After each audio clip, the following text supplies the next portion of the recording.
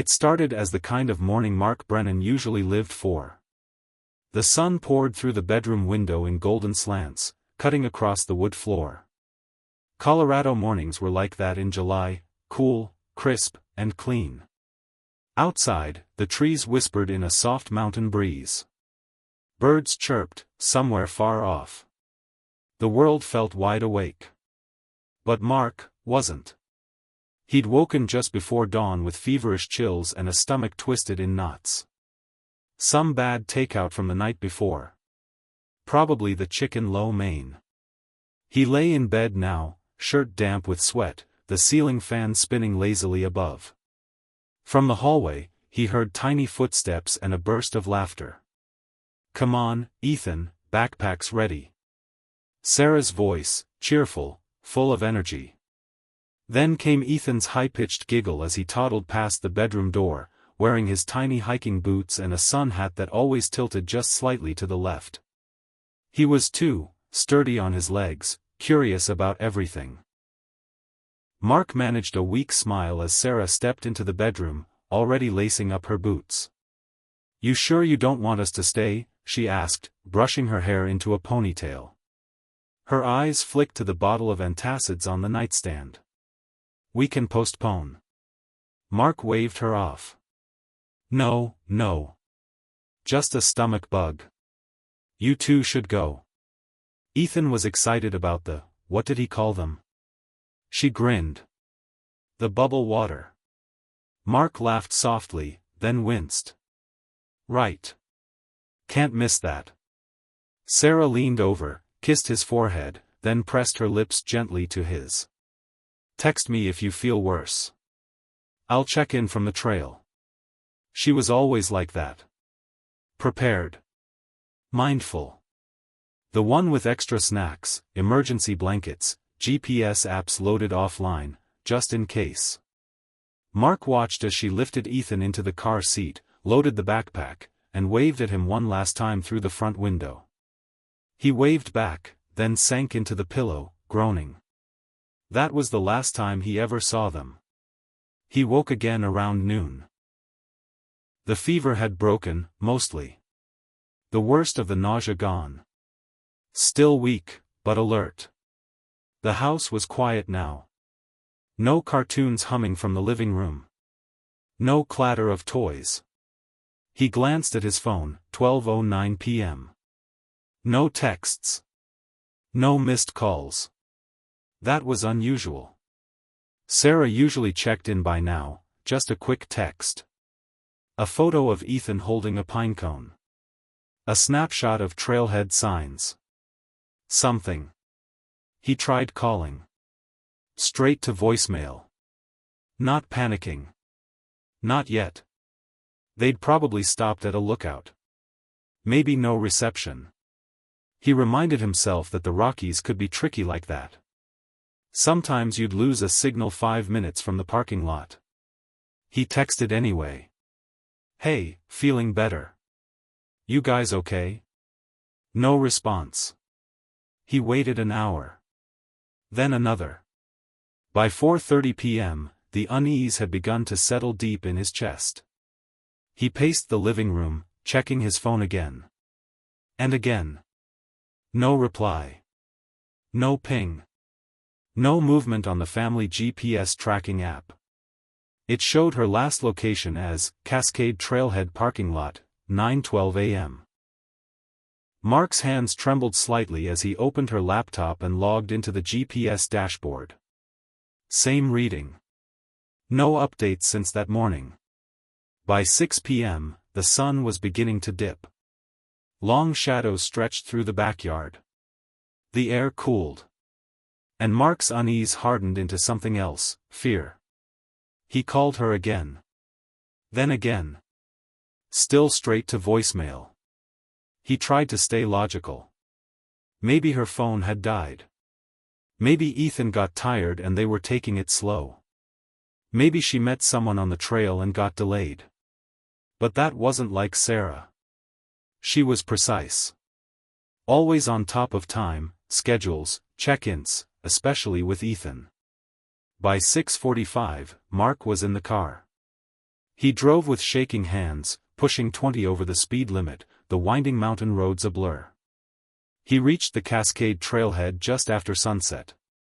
The small gravel parking lot stood nearly empty. A few cars.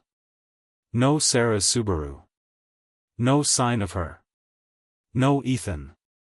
No one. He sprinted the first few yards of the trail, calling their names into the trees. Nothing but the low rustle of branches and the chirp of crickets. Dread surged. He ran back to the car. Dialed 911 with trembling fingers. 911, what's your emergency? My wife and son went hiking this morning. They haven't come back. I think something's wrong. He swallowed hard. I think they're lost. Sir, when did you last hear from them? This morning. Around 9 o'clock. She said she'd check in. And where did they go hiking? Cascade Trail. Maybe the Upper Loop. Morning Glory Pool. There was a pause.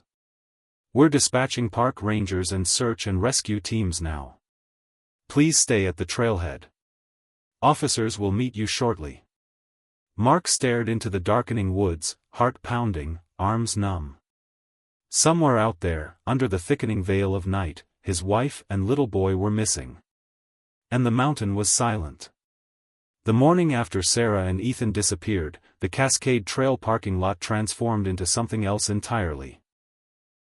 What was once a quiet mountain entrance was now a command post. Emergency vehicles lined the gravel. Yellow tape cut across the trailhead. Rangers in olive uniforms moved fast, voices low but urgent. Helicopter blades thudded overhead, stirring up dust and pine needles. Mark stood at the edge, arms crossed tight against his chest, his body still shaking from the night before. He hadn't slept. Hadn't eaten. Had barely breathed since calling 911. Now, he watched as men with search dogs disappeared into the trees, retracing a path Sarah had walked hundreds of times. They started at the obvious places. The lower loop, the creeks, the ridges where tourists often wandered off-trail for photos. But there was no broken brush, no dropped gear, no sign of a fall or a struggle. Nothing. One of the volunteers handed him a bottle of water. Mark didn't drink it. Instead, he watched the tree line. Watched like she might come walking out at any moment, holding Ethan's hand, smiling like it was all just a misunderstanding. By afternoon, they had deployed thermal drones. Black and white footage streamed into laptops under a pop-up tent. Every cold patch, every heat signature, flagged and checked. Still nothing. The search grid expanded. Dozens of people combed through dense forest. They used rope lines, scent articles, even a K9 trained specifically for tracking toddlers. But the dogs picked up no scent beyond the trailhead. Mark found himself repeating things, again and again. What Sarah had been wearing. What brand of shoes Ethan had. What time they left. Every detail he could remember. Could they have gotten turned around? One ranger asked gently. No, Mark said, almost snapping. She knew those trails. She logged every hike. She had a laminated map in her pack. Bears? Another volunteer whispered nearby. Mark shook his head. No. Sarah carried bear spray. She always wore a whistle. And she kept Ethan close. Always. That first night, search crews camped on site. Lanterns flickered across the dark woods. Radios chirped every few minutes. Somewhere, deeper in the forest, someone blew a whistle 3 short bursts. The found signal. No answer. Day 2 brought more people. A media van showed up. Park rangers started directing traffic. Mark didn't go home. He stayed at the site, pacing, staring, begging for updates. By now, the news had spread. Mother and toddler missing in the Rockies. Headlines said she was experienced. That it was likely a tragic accident. But Mark knew that wasn't it. He kept repeating it, to himself, to anyone who would listen. She wouldn't have taken risks. Ethan never ran ahead. She was prepared. By day 4, the crews were exhausted. Volunteers began leaving. The thermal drones stopped flying. Some rangers started talking about exposure. How fast a child's body lost heat in the mountains. How altitude sickness could disorient even a seasoned hiker. One ranger even offered a weak theory about falling into a ravine. Another suggested they could have slipped into a hot spring, scalding, acidic water, impossible to recover from. Mark's knuckles went white. "You're not listening," he said. If she'd fallen, her pack would have been found. Something. Anything. But there was nothing. No footprints. No trail markers disturbed. Not a single piece of gear. Just silence. And the mountain. On day 6, they called off the aerial searches. On day 7, the main search effort was suspended. The ranger in charge gathered the family. His voice was steady, but his words felt like stones. "We've covered every mapped path and a 3-mile radius off trail. No sign of them. No evidence of foul play." Mark asked, "What does that mean?" "It means, it's possible they got lost. Or encountered something natural. A bear? Maybe. Or weather. Terrain." Mark stared at him, his voice raw. "Sarah wouldn't have gotten lost."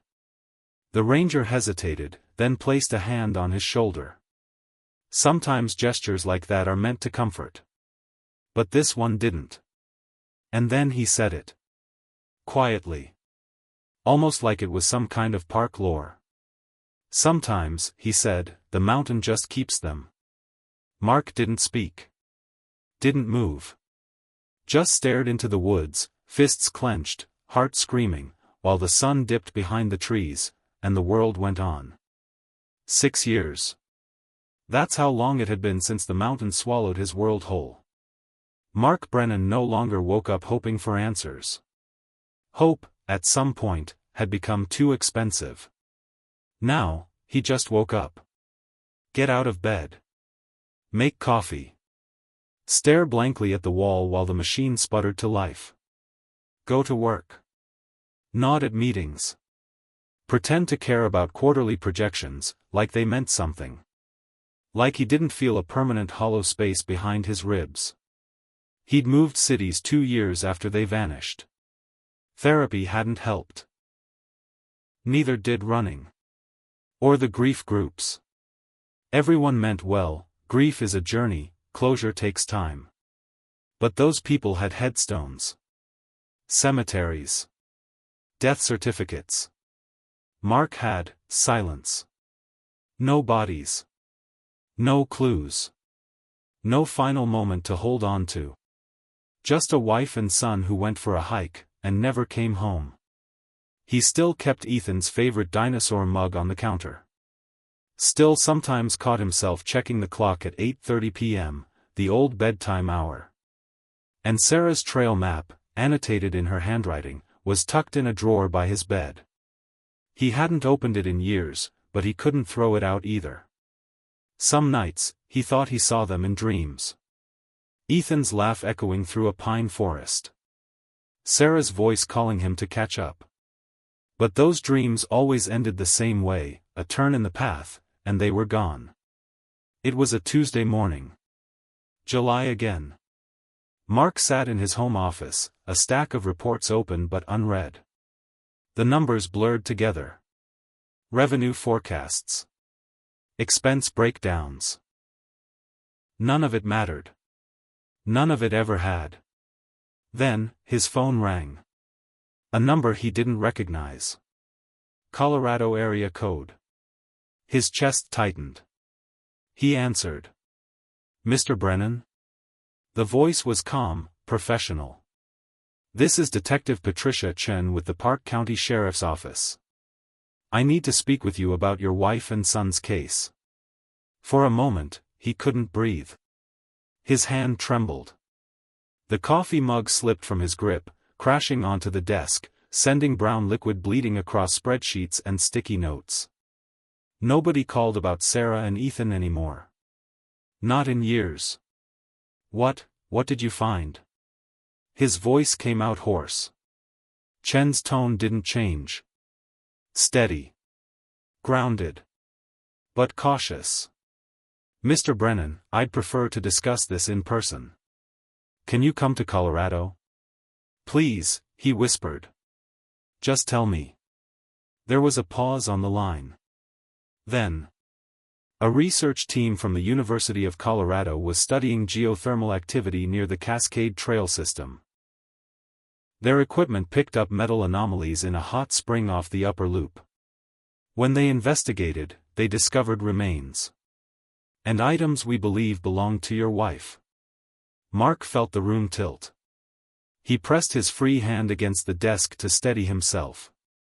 Both of them? He asked. You found, both? Another pause. Sir. I think it's best we speak in person. The nature of hot springs makes recovery difficult. But we've found materials consistent with hiking gear. Some organic matter. We'll need DNA confirmation. His heart pounded against his ribs, deafening. 6 years of nothing, and now this. I'm booking a flight right now. Morning Glory Pool, she added. That's the site. About 2 miles off the main trail. Mark opened his laptop with shaking hands, fingers fumbling across the keyboard. She kept talking, about environmental scientists, about core samples and mineral anomalies, but he barely heard her. All he could think of was Ethan calling it bubble water. All he could see was Sarah, smiling, pointing at the prismatic rings that danced over the boiling pool. That place had been one of their favorites. And now, it might be her grave. Sir, Chen said, we'll need you to review items for identification. Are you prepared for that? He hesitated. Then lied. I've been waiting 6 years for answers, he said. I'm prepared for anything. But the truth? No one is ever prepared to look into the boiling mouth of a mountain and see what it kept hidden for 6 years. And certainly not to wonder whether the thing it gave back was just the beginning.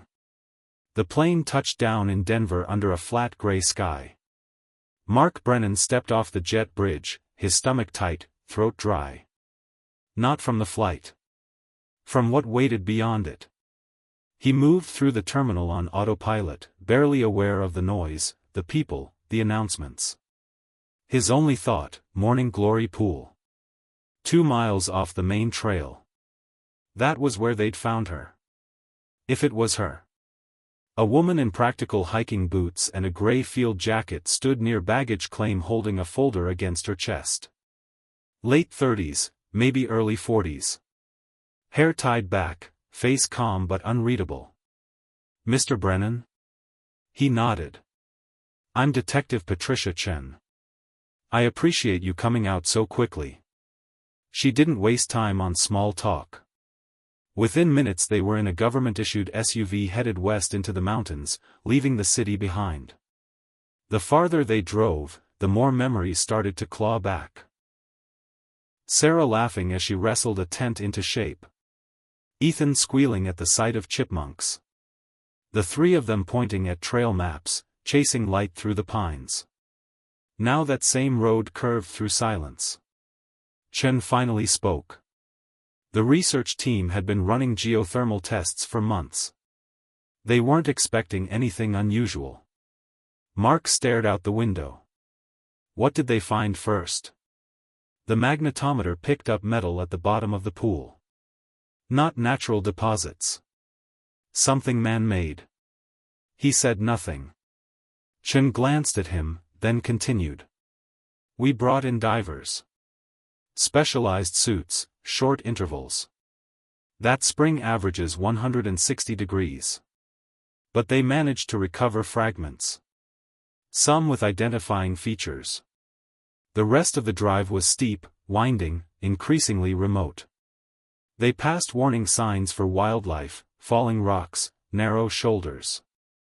Then came a small barrier across a dirt pullout, beyond it, a footpath vanishing into trees. The trail to morning glory. Park rangers, forensic teams, and researchers worked under tents along the perimeter. The area buzzed with a grim kind of order: equipment cases, hazmat bins, collection trays. The spring itself looked beautiful. Just as he remembered it. A circle of vibrant colors, blue, green, orange, radiating outward like a prism painted into the earth. But now, yellow flags dotted the nearby ground. A temporary diving rig stretched over the edge, tubes and gear snaking down into the boiling water. He hated how peaceful it looked. Chen led him past the barrier, toward a white tent. "I need to show you what we found so far." Inside, on a long table, lay a series of sealed evidence bags. Mark's breath caught. The first was a corroded backpack frame. The aluminum bent but recognizable. Purple fabric, bleached and torn, still clung to it. Sarah's pack.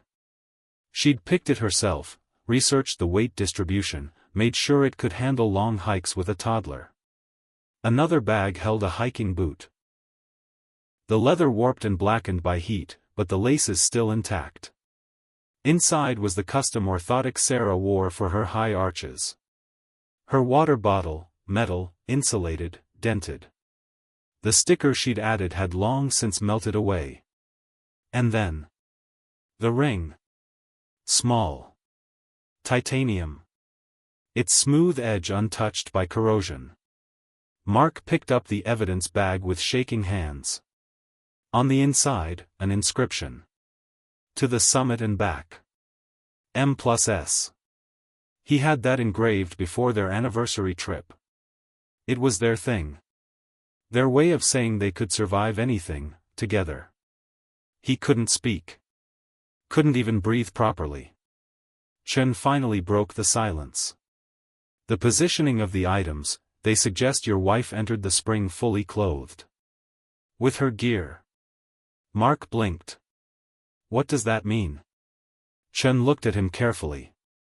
"Most accidental entries into geothermal springs are partial. Someone slips. They reach too far. Maybe they fall in trying to take a photo. But full immersion?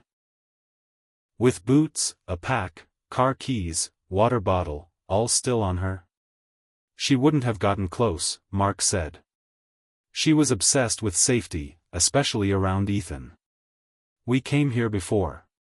She read all the warning signs. Always kept him far back." Chen nodded. "It raises questions."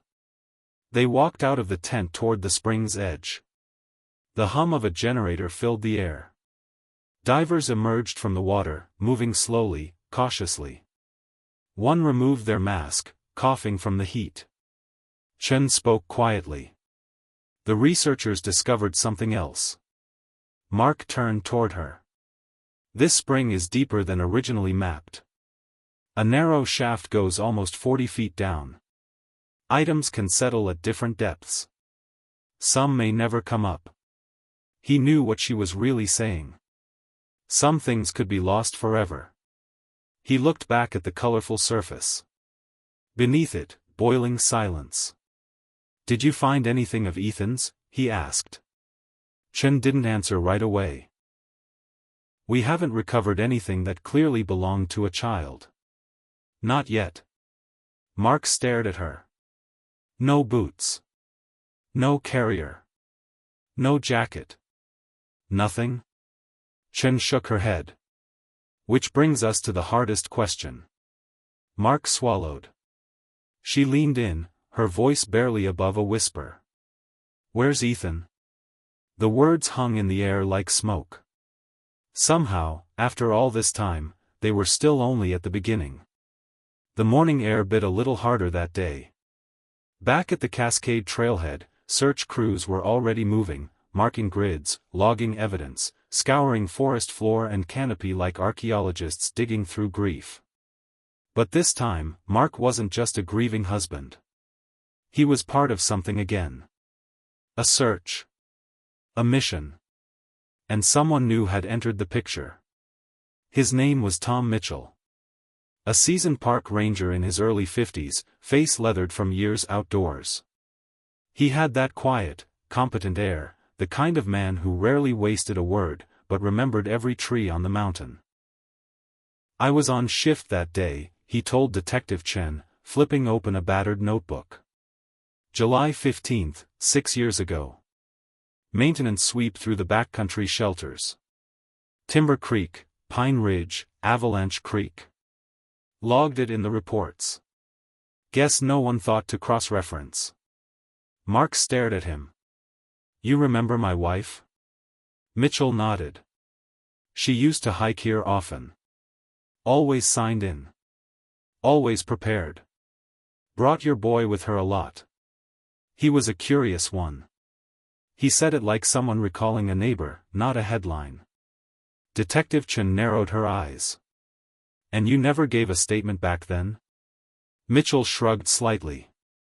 "Nobody asked. I wasn't assigned to the search. But when you said Morning Glory Pool, it all came back." He wasn't the only thing coming back. Mark felt it too. The familiar trails. The whisper of pine above them. The way grief could uncoil just by stepping where she once stood. They decided to revisit the shelters. If Sarah had been caught in bad weather, if she needed cover, one of those cabins would have been her first move.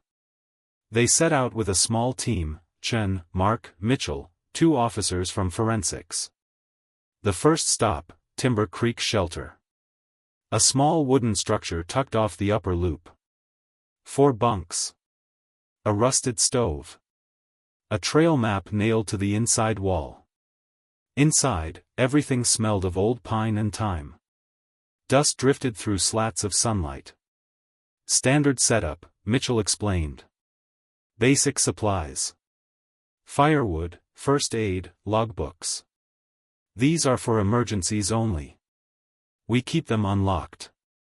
One of the forensics techs dusted for prints. Another began photographing every corner. Mark stood in the doorway, eyes trailing across the bunks. Imagining Sarah and Ethan waiting out a sudden storm. Ethan playing with sticks. Sarah reading trail notes by lantern light. He could almost hear them. Mitchell stepped beside him. "You know, sometimes hikers accidentally lock these cabins behind them. The mechanisms stick. I remember checking them all that day. Especially with that storm coming in." They moved on. Next stop, Pine Ridge Shelter. Similar design, but with a wide view of the valley below. More dust. More silence. More ghosts. Sarah had marked this one on her map. Mark remembered. "She would have come here," he said softly. "If the weather turned, and she was alone with Ethan, she'd pick the one with visibility." Then came the third shelter. Avalanche Creek. It sat deeper in the forest, tucked into a clearing where the trees leaned in too close. The lock on this one was newer. "Replaced it 4 years ago," Mitchell said. The old one kept jamming. That detail felt small. But it stuck in Mark's mind. The inside was colder. Not just temperature, something else. It felt forgotten. Chen stepped into the center, her flashlight beam cutting through the dust. "Let's pull the logbooks. Check for entries around the date."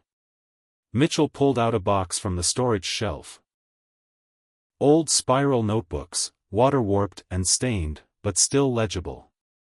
He flipped through pages with the practiced ease of someone who'd done this before. Mark watched closely as Mitchell stopped on a page, then squinted. "Here," he said. "This entry. July 15th, someone signed in. Not Sarah. Someone else." He turned the book. Written in faint pencil, barely legible. Jake Morrison. 7:41 a.m. Mark's heart thudded. Who's that? Mitchell frowned. Worked trail maintenance that season. Young guy. Kept to himself. Chen leaned in. Why wasn't he on the original witness list? Mitchell shook his head slowly. Maybe he was overlooked. Maybe he left before anyone thought to ask. Mark's eyes locked on the name. A stranger. Here. In this place. Same day. Same time window. For the first time in years, something cracked the silence that had followed Sarah's disappearance. A name. A possibility. And just maybe, the beginning of truth. The ranger station didn't look like much from the outside. Just a low, weathered building tucked against a slope, surrounded by tall pines and the rustle of summer wind. It had always seemed harmless, just another outpost in the woods. But that morning, it felt like a crime scene waiting to wake up. Inside, the air was still. The walls were lined with laminated trail maps and safety posters. There was a bulletin board with faded photos, lost dogs, missing gear, community events. Mark stood just outside the employee area, watching as Detective Chen pushed open a dented metal door. She looked over her shoulder. We got a warrant to search everything. Lockers, employee rooms, storage closets. If Morrison left something behind, we'll find it. Mark followed her into the hallway. Rows of lockers stretched down one side, half open, half closed, some coated in dust. Most of them were clean. Empty. Forgotten. But locker 47 wasn't like the others. Its door stood slightly ajar, and a numbered evidence marker had already been placed beside it. This one wasn't assigned to anyone currently on staff, Chen said. Records show it belonged to Jake Morrison. Seasonal employee. Left in 2019.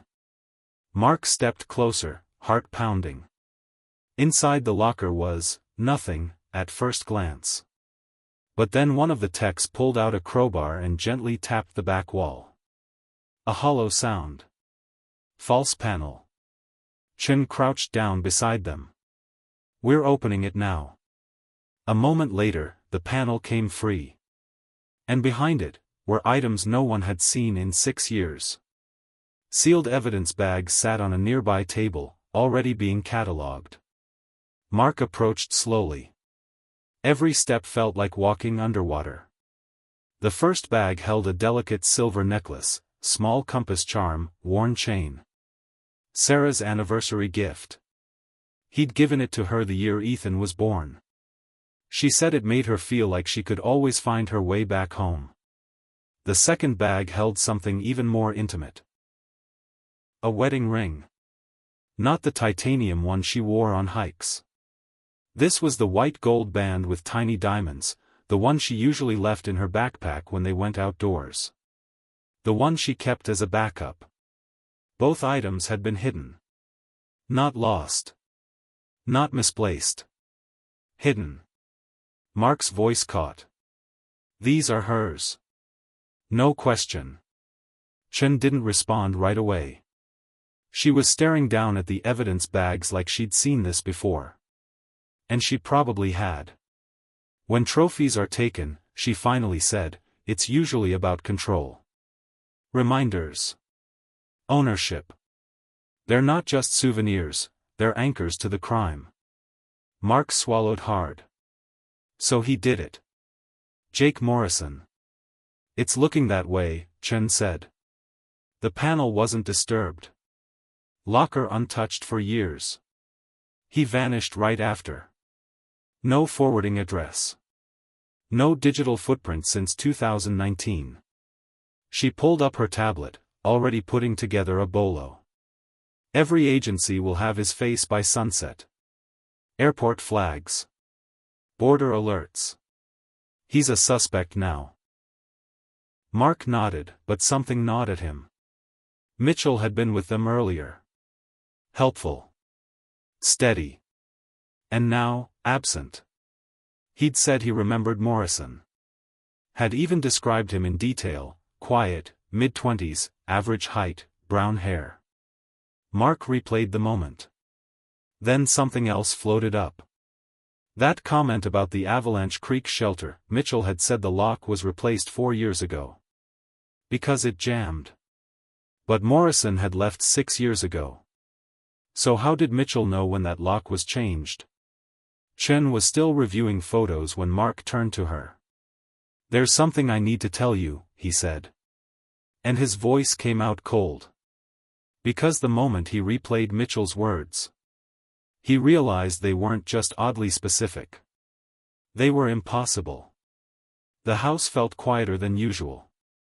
Mark sat in his office, back home in Denver, but his mind was still buried in the mountains, still circling that locker, those evidence bags, and the moment he realized something didn't fit.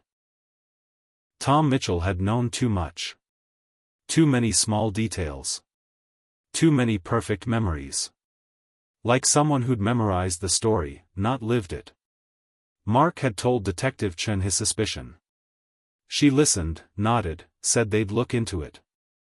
But her tone was careful, her face unreadable. And now, he was back in the same chair he'd spent countless sleepless nights in. The screensaver on his laptop glowed dimly. He hadn't touched his reports. Couldn't. That's when the email came in.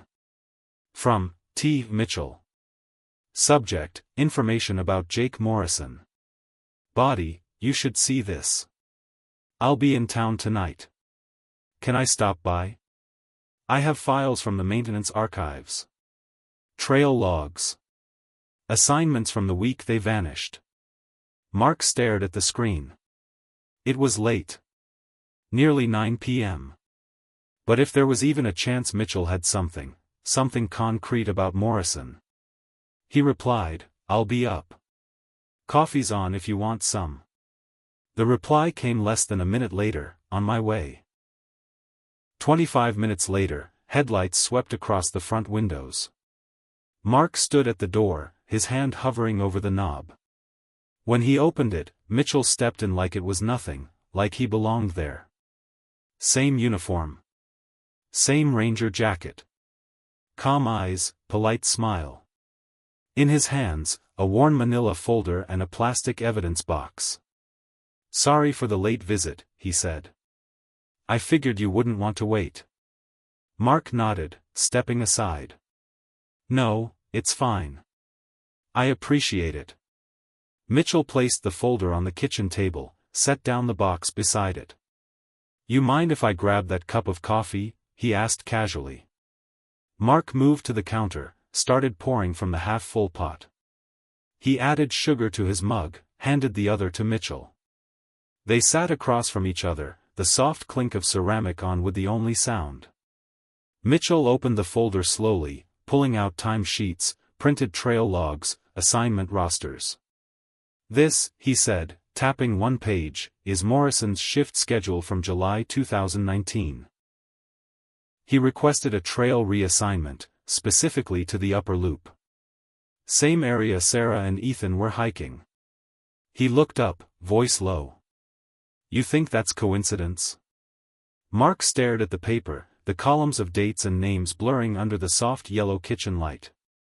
"It's damning," he said. He took a sip of coffee. It was warm. Slightly bitter. But something about the taste made him pause. Mitchell kept talking, gesturing to the next document. He even traded shifts with another worker. Said he wanted solitude, time in the field. That's predator behavior, Mark. Isolation. Planning. Mark nodded, but his hand was trembling slightly. The room felt off. Like the edges were folding in. He blinked. Rubbed at his temple. Mitchell's voice grew quieter. "I always hated how easily people dismissed him. The loner. The ghost. It's too clean. Real life isn't that neat, is it?" Mark's fingers slipped off the edge of his mug. It tumbled onto the table, spilling coffee across the papers. He tried to stand, but his legs buckled beneath him. What did you? Mitchell stood calmly, walked around the table, and caught him by the arm before he fell completely. It's just a sedative, he said gently. Measured dose. Fast acting. You'll be asleep in a few minutes. Mark's vision was spinning now. The kitchen lights smeared into glowing halos. Mitchell eased him to the ground like he was tucking in a child. Mark's heart thundered, but his limbs were useless. Why? He rasped. Why now? Mitchell crouched beside him, setting the folder aside. Because you figured it out, he said softly. Because you started asking questions you weren't supposed to. And because... He leaned closer. You're going to see your son again, Mark. Isn't that what you wanted? Mark tried to speak, to scream, to fight. But the world had already gone dark. Darkness faded slowly. Mark awoke to the sound of wind against old wooden walls. The floor beneath him was hard, cold. His arms ached, wrists twisted awkwardly behind his back. Something was binding them. Plastic. Tight. Zip ties. He blinked. A single bulb hung from the ceiling, swaying gently, casting long shadows across the room. The cabin smelled of mildew, unwashed fabric, something metallic. Something wrong. Then came the voice. Good. You're awake. Mark turned his head. Tom Mitchell sat calmly in a wooden chair by the door, still wearing his ranger jacket, like nothing was out of place. I didn't want to hurt you, he said, but you left me no choice. Mark tried to speak, but his mouth was dry, tongue heavy. All he could manage was a strained whisper. Where am I? Mitchell looked around the small, dim room. My grandfather's hunting cabin, he said. Off-grid. Nobody comes out here anymore. Mark strained against the zip ties. Nothing gave. His ankles were bound too. He was going nowhere. Why? He croaked. Why are you doing this? Mitchell didn't answer right away. Instead, he walked to the window, pulling back a dusty curtain just enough to peer outside. Then he turned. You remember that summer? 6 years ago. My wife, Rebecca, had just lost another pregnancy. Third one. After the last one, she wasn't the same. Quiet. Hollow. I thought I was going to lose her. He stepped closer. And then, that storm rolled in. I was doing a routine shelter sweep. Just like I told you. When your wife showed up. Mark's stomach turned. She was soaked. Cold. Your little boy was wrapped in one of those emergency blankets. Said she didn't want to risk hiking out in the lightning. Said she'd wait it out till morning. Mitchell knelt beside him, voice low. I made her tea. Lit a fire. Tried to talk to her about the dangers of hiking alone with a toddler. She didn't seem to mind. Said she was experienced. That she knew what she was doing. Mark shook his head. She did know. Mitchell ignored him. I told her about Rebecca. About our losses.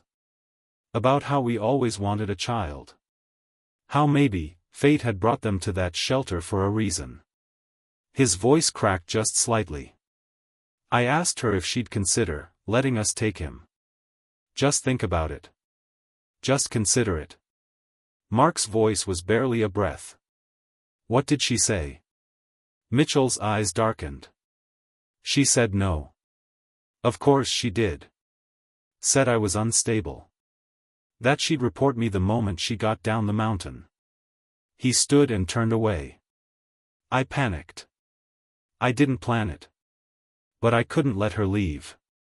The silence that followed was suffocating. I used a sleeper hold, he said quietly. She didn't suffer. Mark felt the world tip sideways.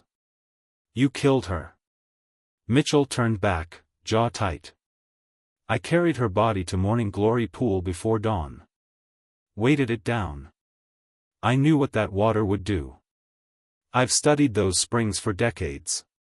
They don't just destroy. They erase. Mark stared in disbelief. And Ethan? Mitchell smiled for the first time. And that smile chilled Mark to his bones. He was asleep the whole time. When he woke up, I told him we were going to a new home. Rebecca had already set it all up. Hair dyed. Documents forged. We raised him as our own. You stole him, Mark spat. I saved him, Mitchell said firmly. He had a mother who was reckless enough to hike during a thunderstorm with a baby. We gave him safety. Stability. Love. Mark's body tensed with rage. You murdered his mother. Before Mitchell could answer, the sound of tires on gravel broke the moment. A car door slammed.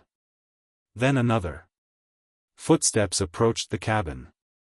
Mitchell walked calmly to the window and looked out. She's here. The door creaked open, and Rebecca stepped in. Mid-40s. Cold eyes. Hair tied back. She carried a large duffel bag and didn't flinch when she saw Mark tied on the floor. It's done, she asked. Mitchell nodded. We have to move fast. What about Owen? She asked.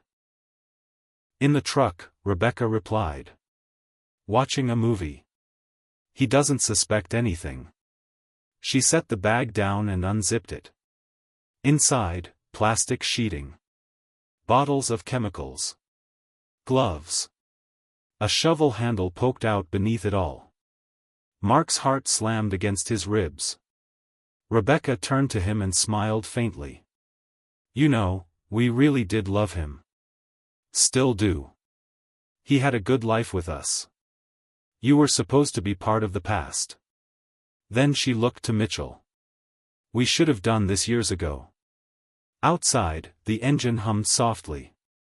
Through the dirty glass, Mark could make out the outline of a small figure in the back seat. His son. 6 years older. A little taller. Different haircut. But still Ethan. Still his. He was so close. And yet completely unaware of the two people who had stolen his entire life. Rebecca pulled on gloves. Mitchell picked up the tarp. Mark struggled harder than ever before, wrists burning, panic boiling. But the zip ties didn't budge. Mitchell knelt beside him once more. I told you, Mark, he whispered. You're going to see your son again. Then he stood. And it'll be the last thing you ever see. Outside, the gravel crackled under tires. Mitchell froze at the window. Rebecca looked up sharply, her gloved hand still hovering over the tarp. A moment later, voices cut through the air. Shouts. Commands. Then the unmistakable sound of car doors slamming, multiple vehicles. Rebecca rushed to the window, her voice suddenly pitched with panic.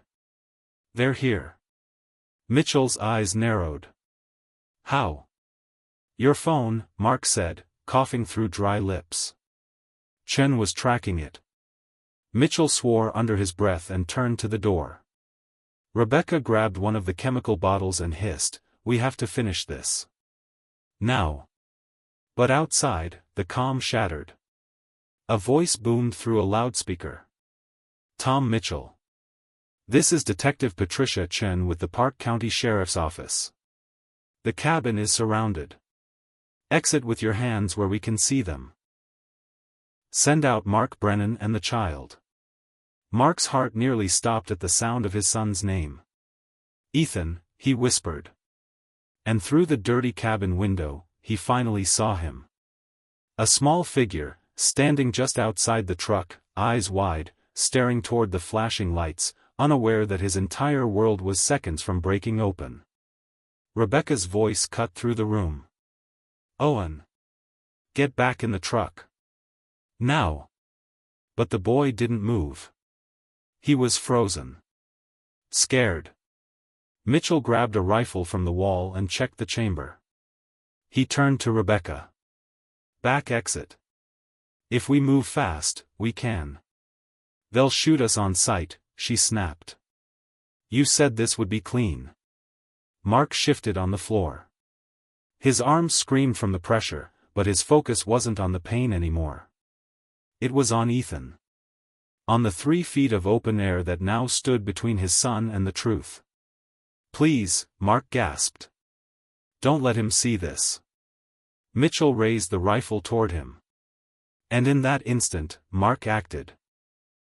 With every ounce of strength he had, he twisted his body and slammed his shoulder into Rebecca's legs. She stumbled, crashing into Mitchell, sending him off balance. The rifle fired, a deafening crack that split the air and blew a hole in the doorframe. Outside, Ethan screamed. Shots fired. Officers move in. Chen's voice exploded through the radio. Then, chaos. Tear gas canisters shattered through the windows. Smoke filled the cabin. Screams, footsteps, gunmetal commands. Mitchell stumbled, coughing, eyes watering. Rebecca clawed for the tarp, blindly trying to cover Mark's body. He couldn't see, couldn't breathe, but he rolled, kicked, tried to shield his face from the stinging gas. The front door burst open. Armed officers stormed the room. Down. Hands down. Mitchell tried to raise the rifle again, and was immediately tackled. Rebecca screamed as she was pinned to the floor. Mark's restraints were cut by a medic. Hands grabbed him, pulled him out into the cool night air. He coughed hard, lungs burning, vision swimming. But then he saw him. Ethan. Wrapped in a blanket, sitting at the back of an ambulance, a female officer kneeling beside him, whispering gently. He looked so much older. Hair darker now. Face thinner. But it was him. It was his son. Mark staggered forward. The boy looked up, confused, eyes red and frightened. That's him, he whispered to the officer. The man they had tied up. The officer nodded. It's okay, sweetheart. He's safe now. Mark took one slow step closer. Then stopped. Ethan didn't recognize him. Of course he didn't. 6 years had passed.